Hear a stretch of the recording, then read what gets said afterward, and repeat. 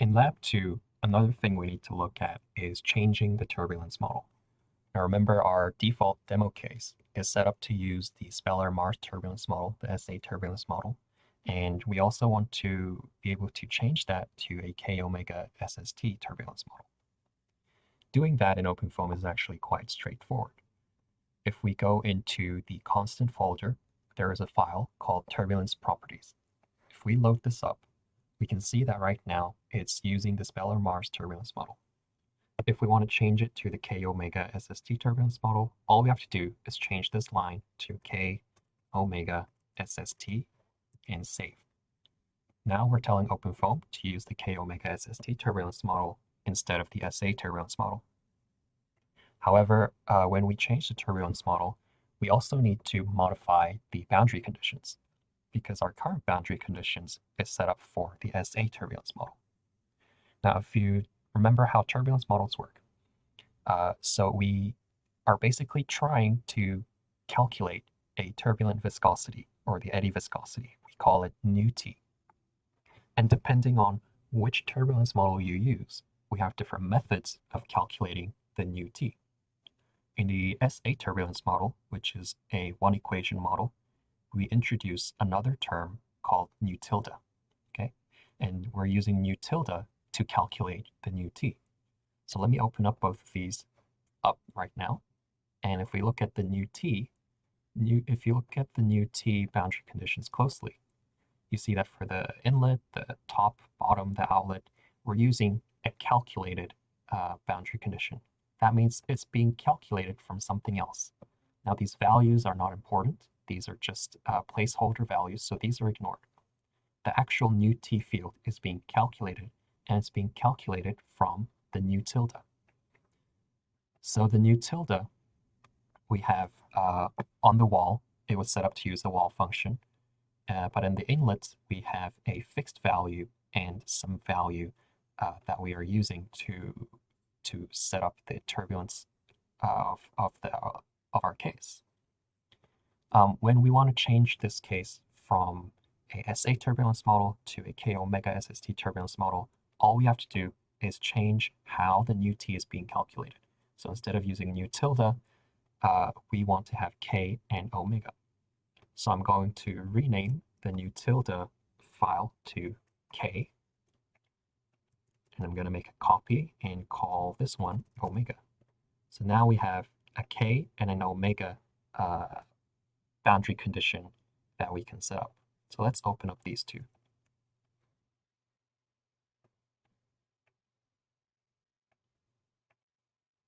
Change the syntax just so it's easier to read. All right, so we don't need to change anything with the nu T because we want it to be calculated, except now we want it to be calculated based on K and omega. So for K, what we need to change is, first of all, the dimensions. These dimensions were for nu tilde. For K, we're going to change this -1 to -2. We also need to change this value, because this value is for the nu tilde, but I'll get back to that in a second. But everything else, we keep the same. We don't have to change the boundary conditions or the type of boundary condition for any of these. We only need to change the value. And we can apply the same logic to omega. So omega uses a dimension like this. And again, we need to change the value of the omega, but we don't need to change the type of boundary condition that is being applied on the different zones. So let me give you an example of how to do this for a wall resolved mesh. So we don't want to use a wall function. Then what we can do is change this to no slip, right? And same with the omega, we will change this to no slip. Okay, and now we need to concern ourselves with how to change the initial condition, or the value, the boundary condition value of K and omega. For that, just go to Google and type OpenFOAM K omega SST. You can go to the documentation, and it gives you how the model equations are set up. And it tells you for initialization, for the k, we want it to be 3 over 2 times I, which is the intensity, that's the turbulence intensity, multiplied by a reference velocity squared, okay? And the omega can be calculated using this. So let me pull out a calculator. So if we want to calculate what our initial condition for k should be, we first need to know our reference velocity. And I believe for our case, it was something like 18.06, right? And we need to multiply this by the turbulence intensity. Let's say we have a 0.5% turbulence intensity, so that would be 0.005, okay? And then we need to square that, so squared, multiplied by 3 divided by 2. So 0.01223. So this should be the k value that we apply here. So instead of that, we apply this. And that is our initialization. For the omega, we do go through the same process.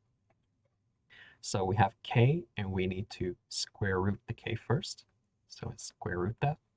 And we need to divide that by C mu. C mu is a constant that is usually 0.09. That's a setting that we use in OpenFOAM. So I think I need to change this to a scientific calculator. So let's try that again. So we have k square rooted divided by 0.09 to the power of 0.25. Okay, and then close bracket. Okay, all right, so that, and then divided by a reference length scale. So our reference length scale would be the diameter of the cylinder, which is 8.1 centimeters. So I'm going to divide all this again by 0.081. And that should be the omega value that I use.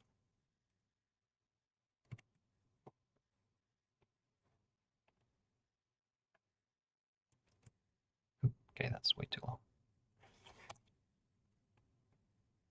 Okay, and that's it. If I were to use a wall function for using the k omega SST, first of all, for the k, I can use a wall function called kqr wall function, and I just need to give it a placeholder value of uniform 0. And for the omega, I will change the no slip to omega wall function and give it a placeholder value of uniform 0. And then that's the wall function set up for the k omega SST.